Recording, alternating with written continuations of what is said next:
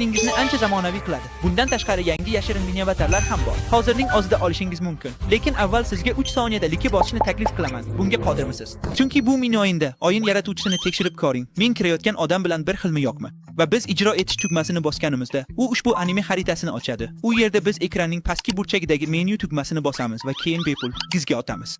Lekin avval biz topshiriqlar tugmasini tanlaymiz va biz bajarishimiz va natijada tangalar olishimiz uchun ba'zi kichik topshiriqlar paydo bo'ladi. Yoki hatto bu bepul ukt. Va bu o'yinni ancha vaqt o'ynaganimizdan so'ng, biz ukt tugmasini bosganimizda, endi siz sotib olmoqchi bo'lgan narsani tanlaysiz. Mening holatimda men ushbu mahsulotni Luffydan 0 robux evaziga sotib olaman. Kerakli himoya bilan ushbu ekran paydo bo'ladi. Shunda mahsulotni butunlay bepul sotib olishingiz mumkin. Keyin biz shunchaki Roblox logotipini bosishimiz kerak va chiqish tugmasi paydo bo'ladi. Bu mening inventarizatsiyamni ochadi. Mana mening inventarimda biz hozirgina qutqarib olgan Luffy buyumi bor. Va shunchaki qarang, u qanday qilib men bilan qoladi. Va endi Roblox bosh ekranida qidiruv tugmasini bosganingizda va bu mini o'yin deb yozganingizda siz ushbu mini o'yinni qidirasiz. Kichkina ko'p tugmani bosganimizda va shaxsiy o'yinga kirishib, bu yerda juda zamonaviy tematik xaritani ko'rishingiz mumkin. Va vaqt o'tishi bilan biz bu noyob toshlarni qo'lga kiritishda davom etamiz. Xo'sh, men shu yerda parkur bilan shug'ullanaman va o'sha mini chodir bilan birga mana shu plyaj chodirga kelaman. Kichkina qizcha, chunki u yerda chodirning ichida. Endi kerakli balni olish uchun ancha vaqt sarflayman. Kerakli bal bilan o'yin menyusini ochganimizda va uktga otganimizda ushbu mini o'yin bilan olishingiz mumkin bo'lgan barcha bepul narsalarni ko'rib chiqamiz. Hozirda bu tortasi shu yerda mavjud.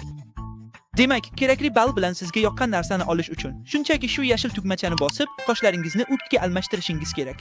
Mana inventarimda men hozirgina olgan bepul narsa haqiqatan ham paydo bo'ldi.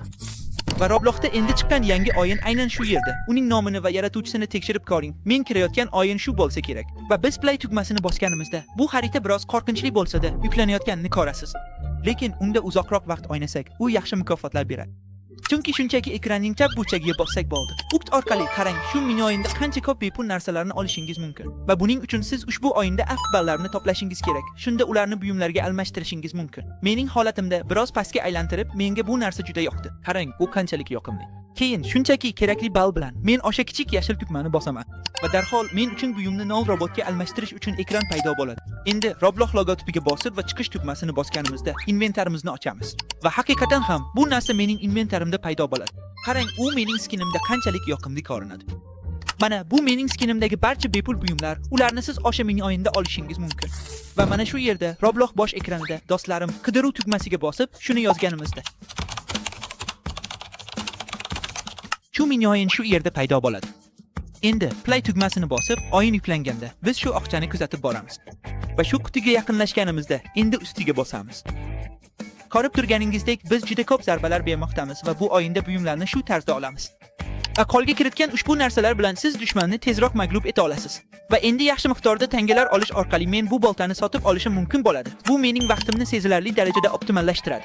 Va endi bu bolta bilan men topshiriqlarga kelaman. Shunday qilib, keyingi topshiriq ham paydo bo'ladi. Diqqat qiling, bizning maqsadimiz sindirish. 194 ta kichik blokchani. Ko'rib turganingizdek, biz qutiga yaqinlashganimizda bu topshiriqni bajara olamiz. Inventarimizda o'sha o'yin orqali siz ushbu 3 ta bepul buyumni avtomatik tarzda olishingiz mumkin. Qarang, qochishimda ular qanday ko'rinadi. Xavotir olmang, yana bepul buyumlar olaman. Hatto hozir yutish mumkin bo'lgan 2 ta mini avatar ham bor.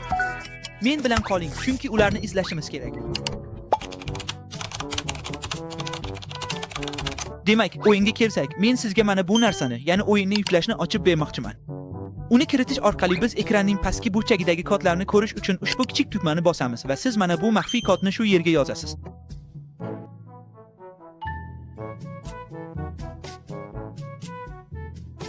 Va aynan shu kodni yozish orqali endi biz kichkina yashil qaytarib olish tugmasini bosganimizda juda ko'p ball olamiz.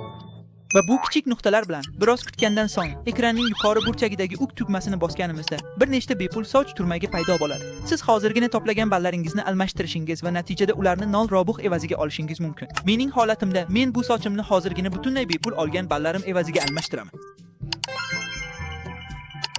Buni haqiqatan ham ishlaganini isbotlash uchun itemni sotib olganimdan so'ng Roblox logotipidan chiqib o'z inventarimga kirganimda sizlar ko'rishingiz mumkinki, bu item haqiqatan ham 0 robux evaziga paydo bo'ldi.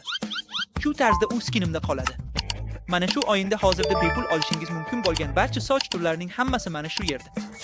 Va bu yerda Roblox bosh ekranida qidiruv tugmasini bosganingizda va demak, siz ushbu mini o'yinni qidirasiz deb yozganingizda, ehtimol siz uchun o'yin ishlab chiqaruvchisini qidirish osonroq bo'lardi. Bu bajarilgandan so'ng, biz o'sha kichik ijro etish tugmasini bosamiz. Mini o'yinni bu yerga yuklash orqali siz aynan shu yerdagi sevimli mashg'ulotingizga yo'naltirilasiz va biz buni keyingi shake pointga yetgunimizcha yakunlaymiz.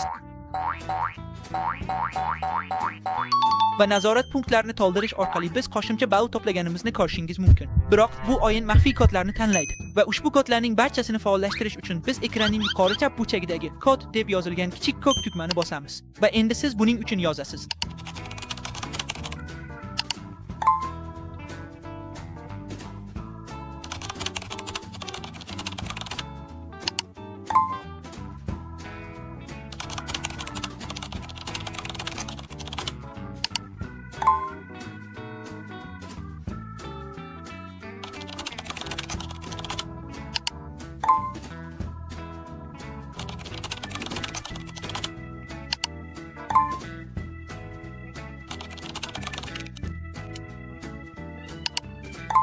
Buni bajargandan keyin ushbu kodlar orqali yozib juda ko'p ball olishimizni ko'rasiz.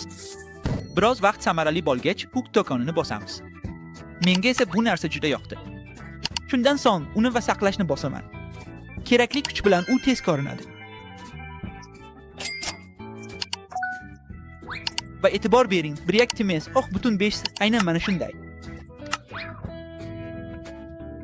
Bu mening terimda juda zamonaviy ko'rinadi. Va eng yaxshi tomoni shundaki, bu yuzdan tashqari biz ushbu ikkita buyumni ham olishimiz mumkin. Qarang, ular qanchalik yoqimli. Va endi eng yaxshi qismini ochib beraman. Ushbu ikkita mini avatarni Robloxda mutlaqo bepul olishingiz mumkin bo'ladi.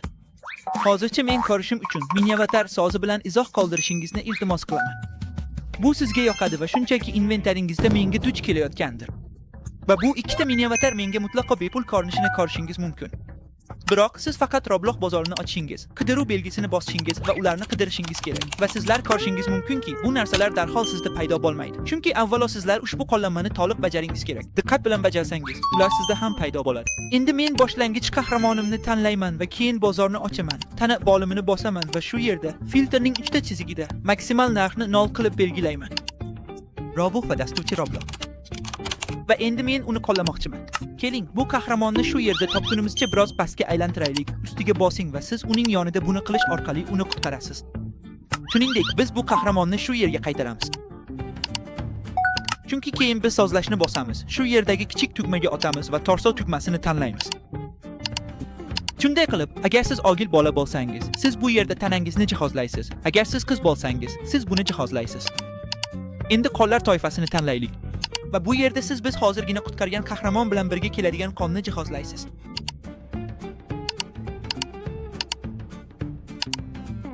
Va oyoqlar variantini tanlasak, bu holda men bu oyoqni shu yerda jihozlayman.